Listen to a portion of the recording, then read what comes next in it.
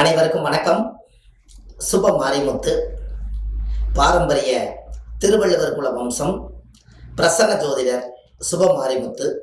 இந்த பதிவு உங்களுக்காக. இன்றைக்கு உங்களுக்கு ஒரு அற்புதமான ஒரு விஷயத்தை இன்னைக்கு உங்களுக்கு நான் சொல்ல போறேன்.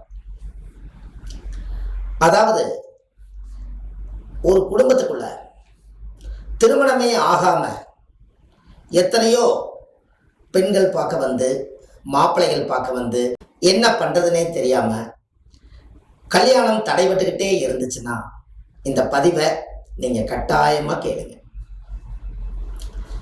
அதாவது, உங்களோட வாழ்க்கையில் திருமணம் தடைபட்டுக்கிட்டே இருந்தால் ஜாதகத்தில் ராகு கேது தோஷம், நாகதோஷம், சர்ப்பதோஷம், கால சர்ப்பதோஷம், கலஸ்தர தோஷம், இது எல்லாத்தையும் தாண்டி கடவுள் வழியில் போய் ஒரு திருமண காரியத்தை நடத்தலாம்.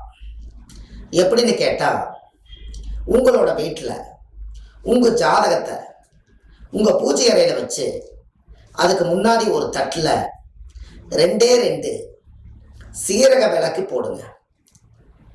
ஒரு மண் விளக்கில் கொஞ்சம் சீரகம் அதில் போட்டு, புது திரியை போட்டு, நல்லெண்ணெய் ஊற்றி 48 நாள் நீங்கள் கண்டிப்பாக வச்சுட்டு வாங்க.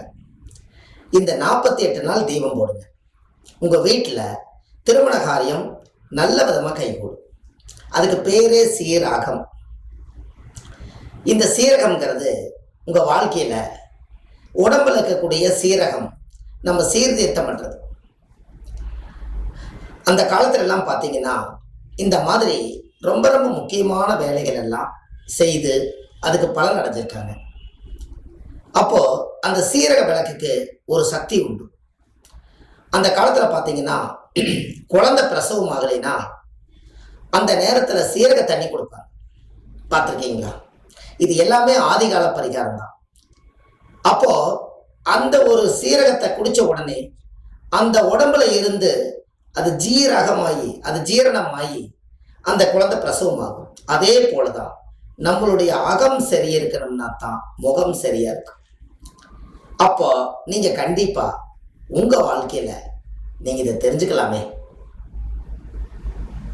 அப்போ நீங்க சீரக விளக்கு போட போட 48 நாளுக்குள்ள கண்டிப்பா உங்க வீட்டுல ஒரு நல்ல செய்தி கட்டாயம் வரும். அது தெய்வத்தோட அனுகிரகம். இந்த 48 நாள் முடிச்சதுக்கு அப்புறம் உங்க குலதெய்வம் கோயில போய் சாமி கும்பிட்டு வாங்க. அப்படி இல்லைன்னா வீட்லயே நீங்க குலதெய்வத்தை நினைச்சு சாமி கும்பிட்டு அதோட முடிச்சிருங்க.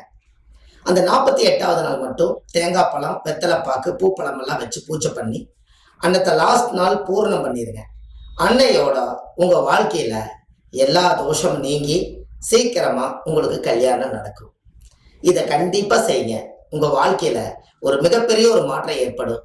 இதுக்கு பேரே சீரக விளக்கு பரிகாரம்.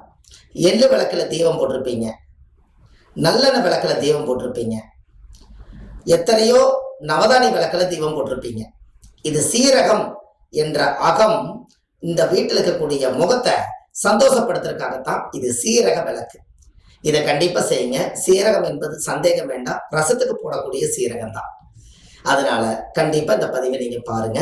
எளிய பரிகாரம் இது, காசில்லாத பரிகாரம். பாமர மக்களும் இதை செய்யலாம்.